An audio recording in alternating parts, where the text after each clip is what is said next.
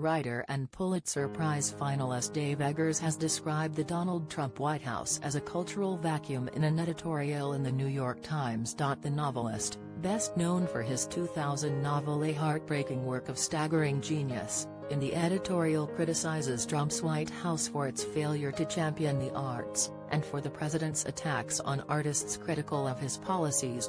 This White House has been, and is likely to remain, home to the first presidency in American history that is almost completely devoid of culture, he writes. In the 17 months that Donald Trump has been in office, he has hosted only a few artists of any kind. One was the gun fetishist Ted Nugent. Another was Kid Rock. They went together and with Sarah Palin. Neither performed. While previous presidents, including Ronald Reagan, Bill Clinton, and Jimmy Carter, frequently hosted concerts, since Trump's January 2017 inauguration, Eggers writes, there have been no official concerts at the White House. He also criticizes the president for his attacks on artists including the cast of the musical Hamilton, and Oscar-winning actor Meryl Streep.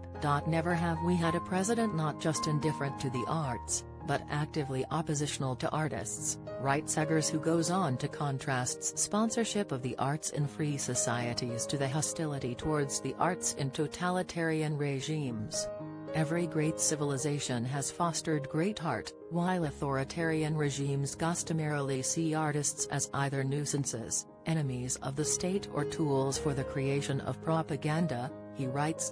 Trump has positioned himself as a brash challenger to political and cultural elites, championing fast food over fine dining, shrugging off criticism of his indifference to reading, and declaring on the 2016 presidential campaign trail his love for the poorly educated. He has championed artists who have praised him, including actor Roseanne Barr, and this week director David Lynch distanced himself from the president after Trump claimed he had earned the Twin Peaks creators' praise. At a time when Trump has imposed a policy of forcibly separating children from their undocumented immigrant parents at the border, Eggers remarks, the White House's attitude toward the arts seems relatively unimportant. But with art comes empathy.